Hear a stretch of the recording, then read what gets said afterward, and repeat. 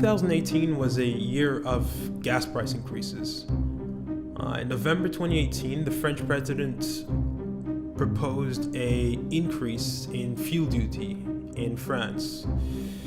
That was not received all too well. Something then happened. Protests broke out. France burned. Belgium stirred. And Britain had its face smashed against a London bus, which somehow works as an analogy to the Brexit process. The thing is, gas prices rise and fall, right? Happens all the time. However, this simple, innocuous action, like many actions, is tied to a far larger story. And that larger story is what we're going to cover in this video.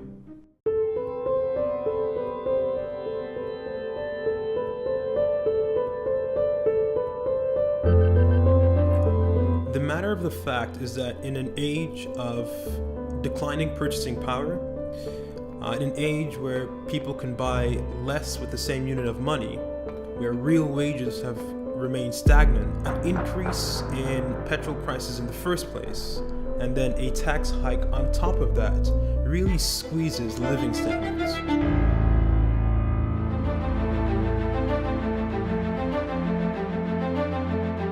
In the realm of policy, taxes to steer behavior are completely valid, especially under the guise of environmentalism.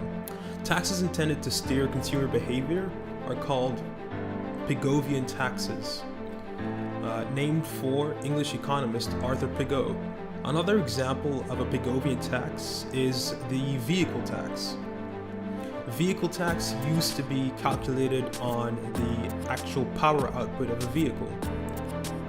Nowadays, it is calculated on the emissions and or fuel economy of the vehicle in question. As such, it disincentivizes the purchase of high emissions vehicles.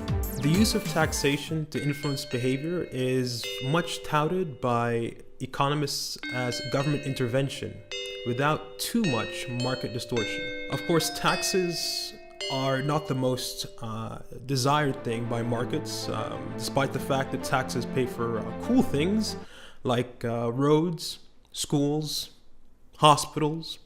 However, in our halcyon age of free markets and the free flow of capital, goods and services, and free trade agreements all over the place, any debate about environmental policy is automatically tied to the issue of competition, to the issue of outsourcing. Does the imposition of certain environmental requirements cause businesses to leave? Indeed, if businesses also outsource their most intensive parts of their productions, it does put in doubt the efficacy of certain environmental regulations.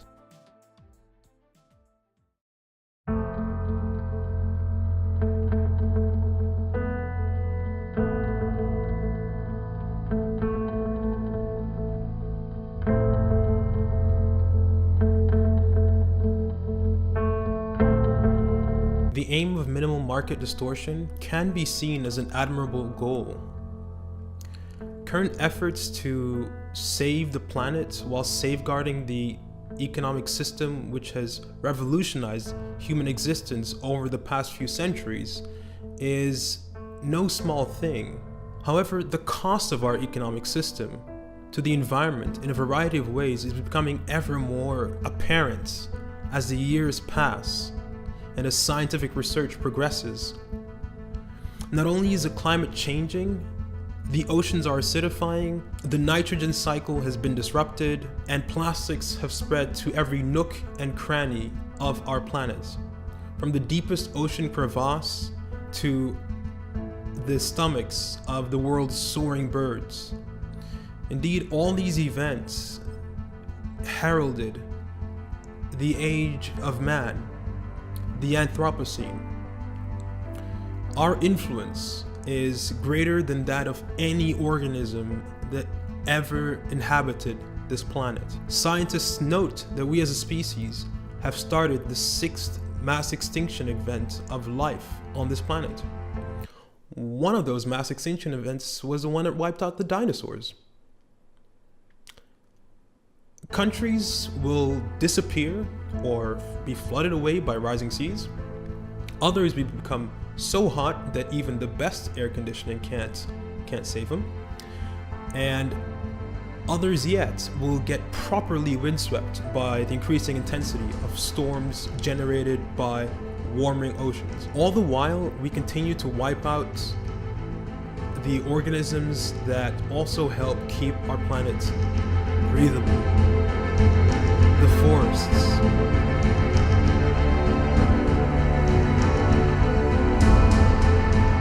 So, I can see you asking, how exactly does planetary catastrophe relate to a few French average Joes kicking up a fuss?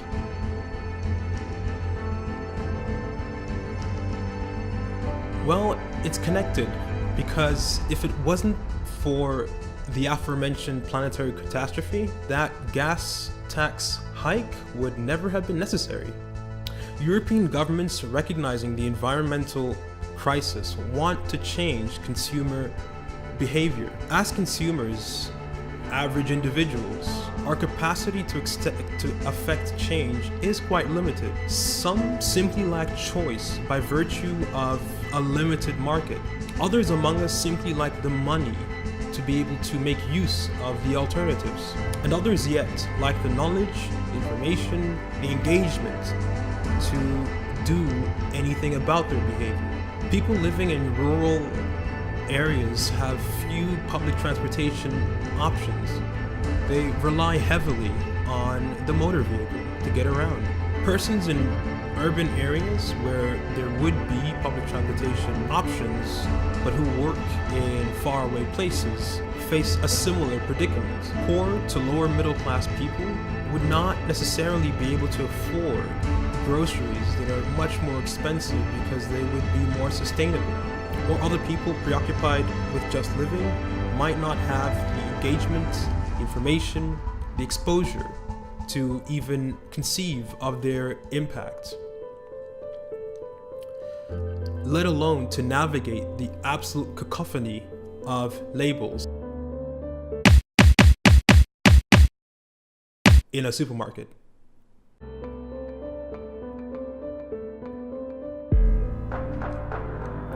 The argument can be made that consumers, average people, exist within a system, and they should not be expected to single-handedly bear the cost of this system's flaws.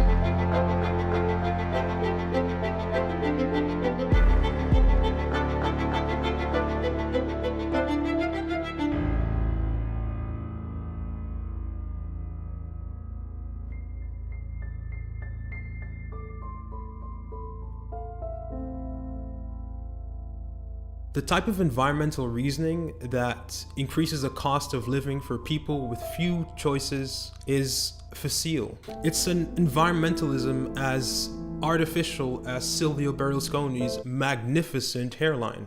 We have never left crises to markets to solve. The Gilets Jaunes, yellow vests, come from all different stripes of life. They do not share a political ideology. Indeed, climate does not share an ideology. Their protests happen within a debate that few of them might have considered. It happens within a debate about how we can change our economic system, how we can do what is necessary to save our planet fairly. The yellow vests arose because of a perspective squeeze on their living standards. The environmentalist reasoning behind it is one that really hurts those without a choice, spares those with choices, and reserves certain things to the well-off. Taxation to steer behavior is perfectly valid, but there are different ways to do it. We make choices therein. The environmental crisis requires real systemic change. As is the case for all emergencies, markets don't save us, but governments can. Recently, it's been the 50th birthday of the famous Earthrise picture taken by the astronaut William Anders in 1968. It enabled mankind to see our home from the outside for the first time ever. We saw the big picture.